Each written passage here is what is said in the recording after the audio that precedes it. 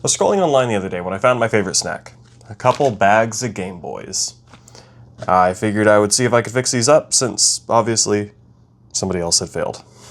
Let's see what's wrong with them. Oh yeah, they also came with these baller stickers. You can tell by the color that these are not official stickers. Dude printed these at his house. But it's cute.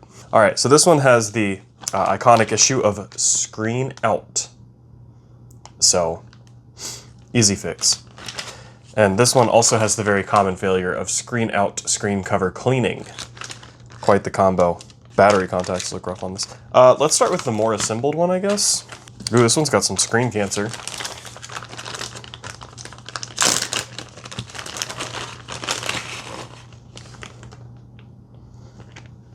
Are those all the screws I get? Oh no. Oh. Okay. So, it's that one. Then it looks like I've got one. Right there, okay. I'm gonna start off by testing it and see what they mean by screen out. I hope they don't mean screen lines. And if they do, I hope they are not horizontal. Dude, this thing's dusty. And the battery contacts, yeah, so there's some decent corrosion on this battery contact. The others look fine enough, but I bet screen out means that it just doesn't power on. I mean, we can just test this without a game. Yeah, no power. And then, what if I wiggle my batteries? Wiggle on my batteries don't do nothing. And there's some good English for you, fellas. Well, this should be an easy fix. Just gotta get battery contacts cleaned up. While we're at it, we'll get everything else nice and cleaned. So we got a little bit of a damaged shell going on here. Cartridge reader looks fine on a visual inspection. Looks good on both sides. This capacitor looks like it's sitting kind of weird. Wheel feels fine. Ugh. Oh, this is cracked too.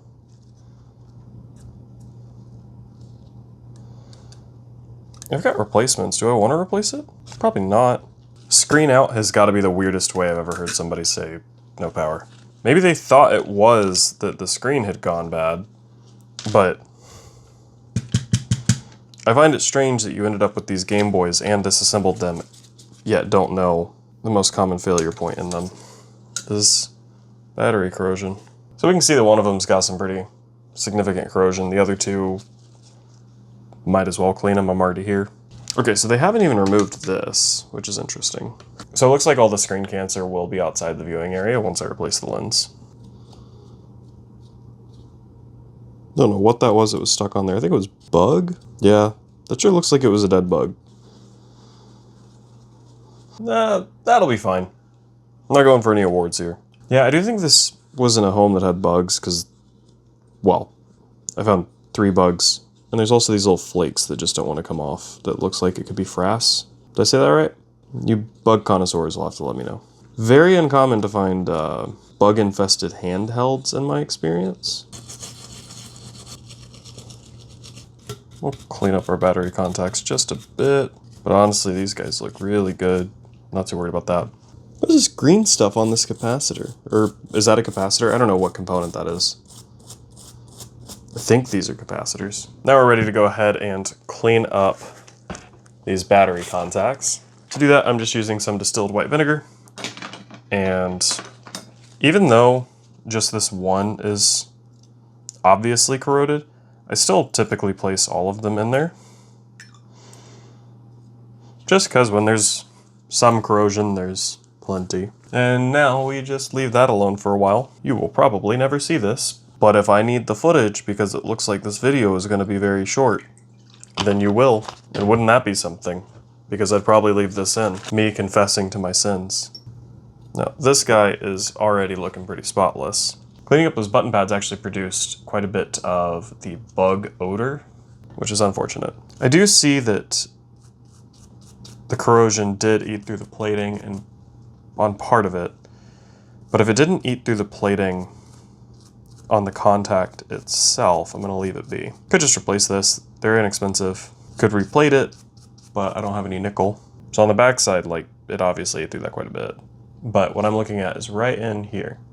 That little disc that's underneath that, and then the spring itself. As long as that's good, I think we're fine. I think the current will be able to travel through this just fine.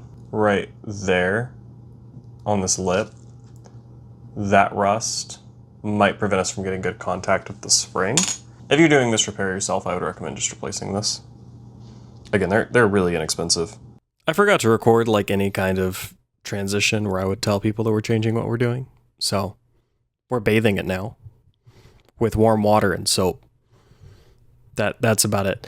There wasn't a lot of bug on the inside of it, so I mean, I let it sit for a bit before and after and gave it a whole lot of elbow grease. There was just enough bug odor that warranted some extra attention, but not enough that, like, this device is permanently altered. Anyways, cleaned up okay. Now that everything's dry, we'll go ahead and reassemble them. Okay, now since this one does have the damaged shell, I'm gonna put in all the screws just to make sure it sits okay, so that I can go ahead and replace the back shell now if I want to.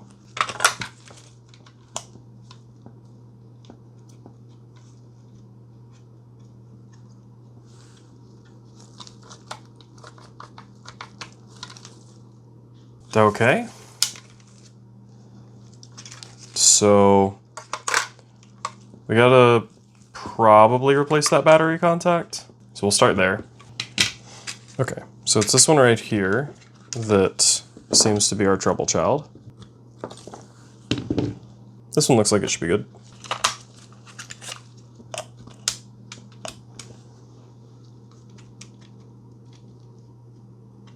So should I just assume that screen out means that I'm probably going to be replacing battery contacts on the other one too?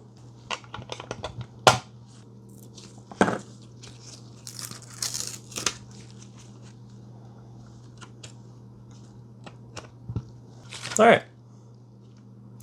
I would say that's not a bad job. Let's see if it reads the game.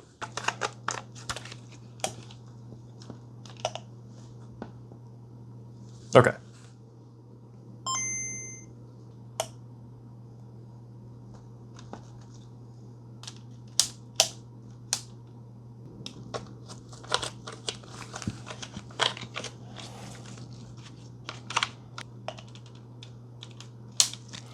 I think we have an issue with the switch. I think we just go ahead and replace that. You know, there's one more thing I want to test. I want to see if it happens when I provide power directly to the system as well, just to rule out battery contacts. There really is just the battery contacts. I guess I'll just replace all of these then. It doesn't seem like it should be the battery contacts. Okay, let's give it another test. Okay, that's reassembled enough to test.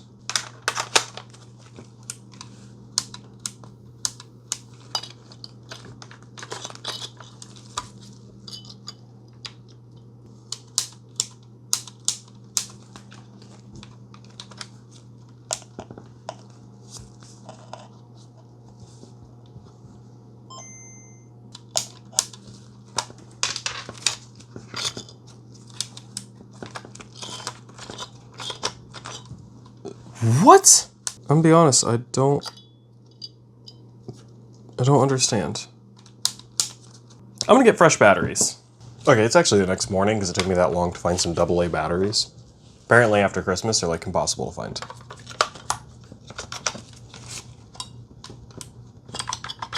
This is not an issue I've encountered before because the battery contacts on the board look perfectly fine. So do I just replace those? Because I know that the power input port is cracked and looks questionable. I know the switch didn't feel great. Most people immediately point at the switch for failures. I'm pretty confident it's not the switch because we get power from the power input jack. I think it's the power input port or whatever that's called. And I don't have a bench to do more thorough testing. Okay, so I'm getting continuity on the post.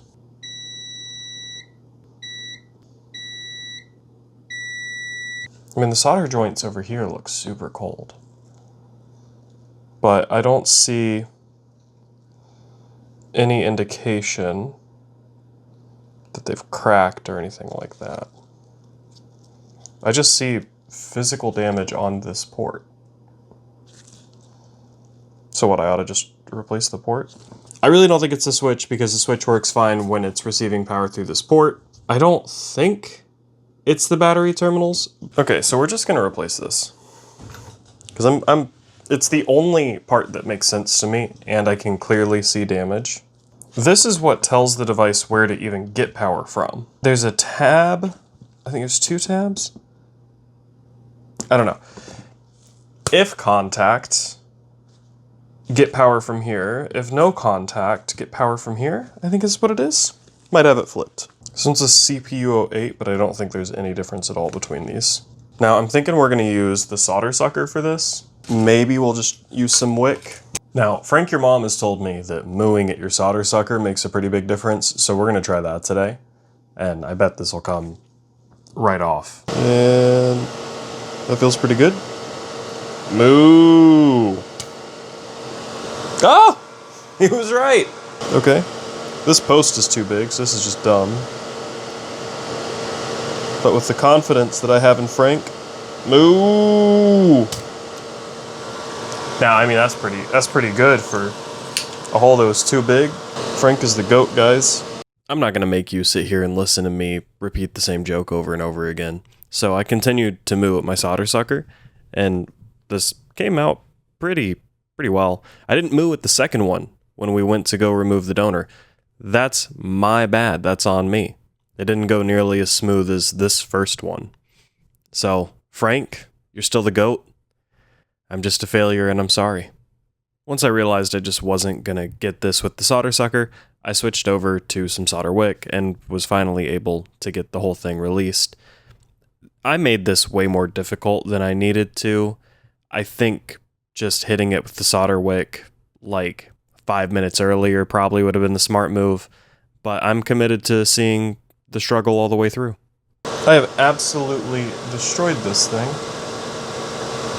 Well, I guess we'll see if it still works. And see if it still works, we did. I went ahead and just tacked it right into place, flowed solder on all the other joints, and then once everything was held in, I just went ahead and reflowed with a little bit of extra flux just to make sure that we had a nice, pretty little contact on each joint. Okay, that should do okay. I've seen better. Hopefully we didn't destroy that thing. If we did, I still have many donors. Not that big of a deal.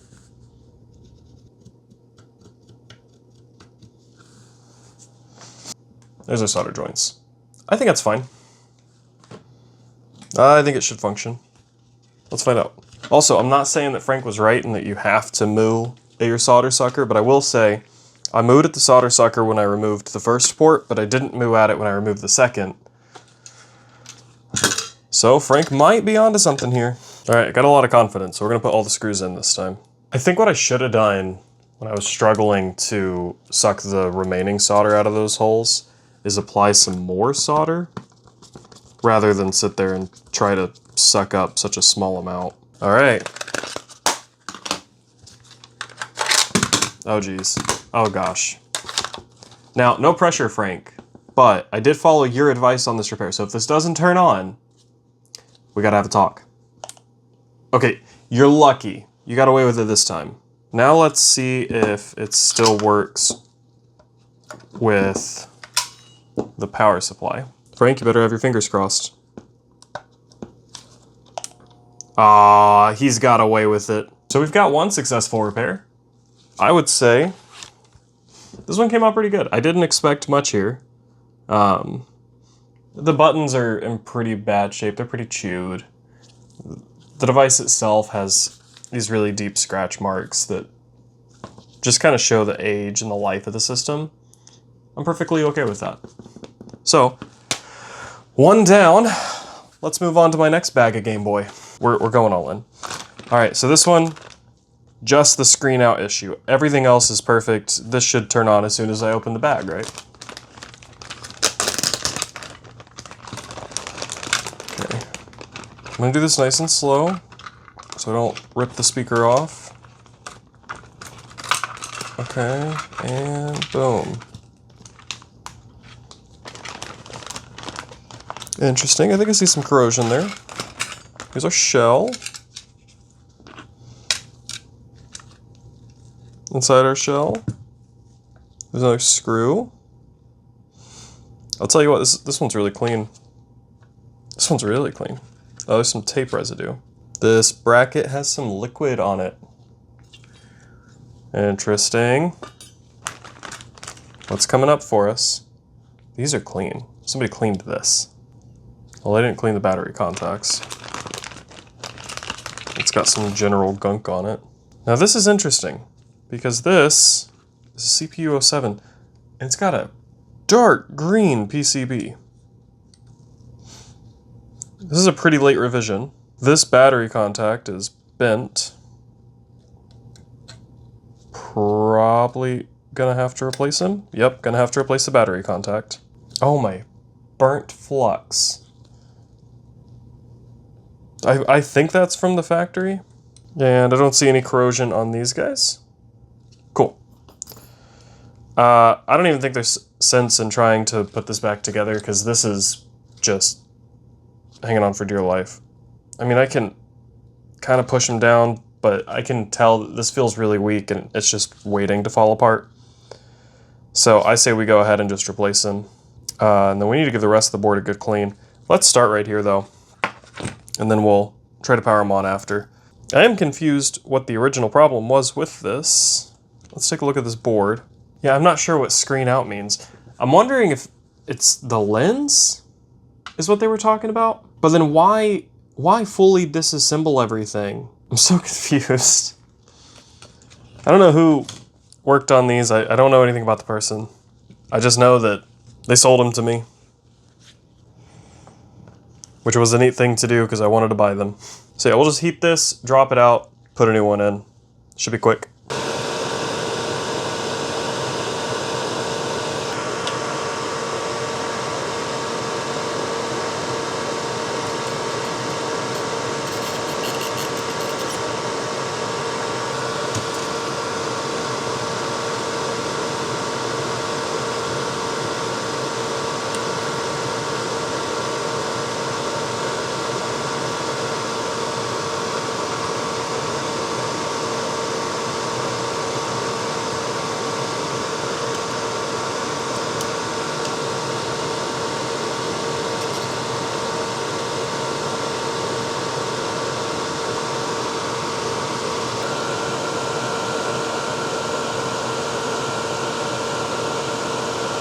I should have realized sooner that this wasn't in frame while I replaced it, but it's now been replaced.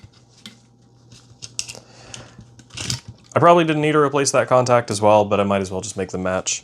Before reassembling, we're going to go ahead and clean this, because you can see there's a pretty significant layer of gunk. Doesn't catch quite as well on camera, but there's like a massive coloration difference in person because of how much dust is on this. I don't know what the original fault was with this. I do see a little bit of liquid on here. And then I saw some liquid on the metal cartridge reader plate thing. But with what I've seen so far, this thing should have powered on. And I think somebody just was trying to swap a lens? I'm really not sure. Or I'm gonna get met with some screen lines in a moment. But they said screen out on the other one, which makes me think that that was their way of saying no power. Now, there's a lot of gunk here. I just want to make sure that we get really good contact on the button pads, but there's just so much gunk in this area. There's just a little bit of scotch tape that's still here. Good as new. Beautiful. Still gotta do this side. Just projectile tape onto my lips. I'm sure my wife would be pleased if my mouth was taped shut. Sure, she's not the only one, but she is my greatest victim. Good as new. Bit of gunk down here, we'll just wipe that off the same way. Now, we're good to go ahead and reassemble them. Oh geez, oh gosh. Oh golly. I wonder if the damage to that power input port was caused by them. What's up? I'm leaving. Okay. Did I hear you moo earlier? Yeah. Okay. You need to call somebody? Yeah, call Frank and let him know that the mooing worked. I'll call a doctor instead. We can't afford that. I had a feeling this was going to be the case. They shorted me 3 screws. I mean, I didn't know it was going to be 3. I don't predict. Anyways, I have extra screws. Don't worry about that. Need a battery cover. This one should do. Yeah, it's a pretty good color match.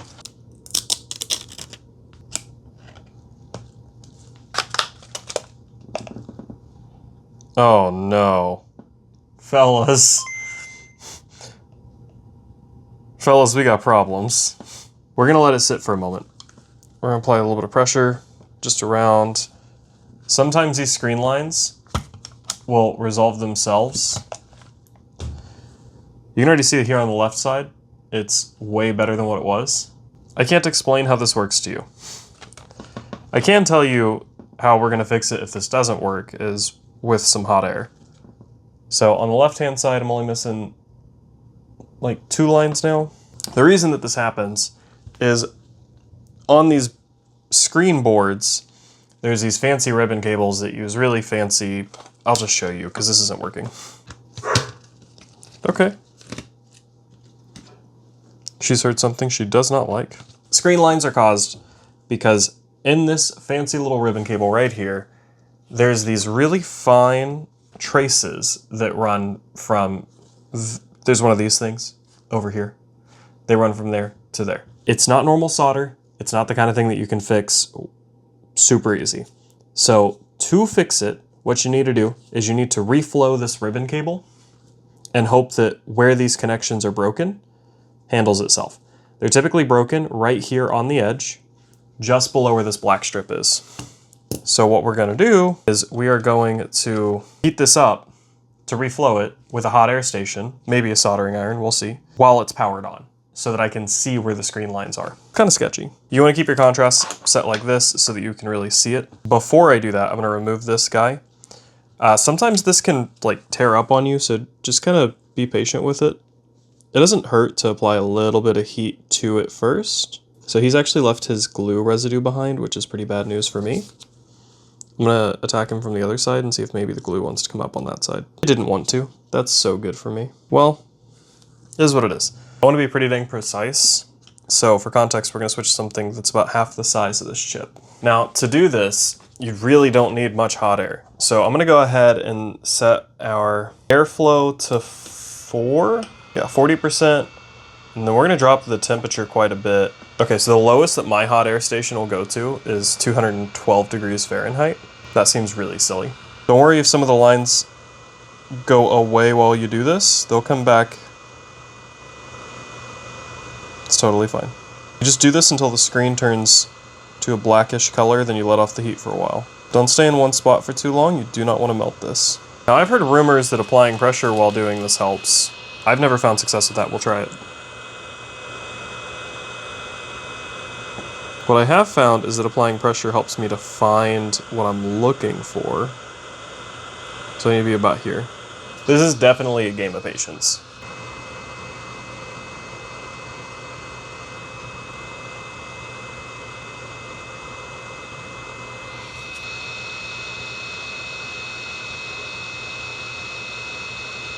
I'm just gonna let this cool completely so that I see all the lines that want to come back right now. That'll let me know exactly where I need to focus in. I think that's about as cool as it's gonna get. I really want to see the lines right there come back. They just are fighting me pretty good. I'm really trying not to make contact with this. Maybe I should be further away. That looks pretty good. Let's give that a moment. You can do this with a soldering iron as well. You'll find that most people do this with a soldering iron. I prefer hot air for it. I've found a lot more success with hot air than the soldering iron. For situations like this, where I just have this really small line, just this singular line that doesn't want to cooperate, if the hot air doesn't want to get it after a few more passes, I'll go ahead and get the soldering iron and see if I can sort that one out. Keep in mind, once we reassemble this, that black thing that we pulled off earlier is going to keep pressure on this section. So once it's assembled, it may make some lines go away that are a little bit more stubborn, or it may make some come back. I'm going to work in a slightly larger motion now, because obviously I've not been hitting wherever that is. I'm not having it, you got to go away.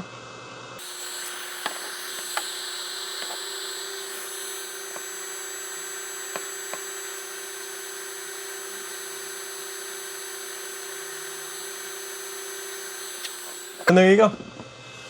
Simple as that. Now, reassemble him. Okay, so he's gonna need just a little bit of fresh adhesive.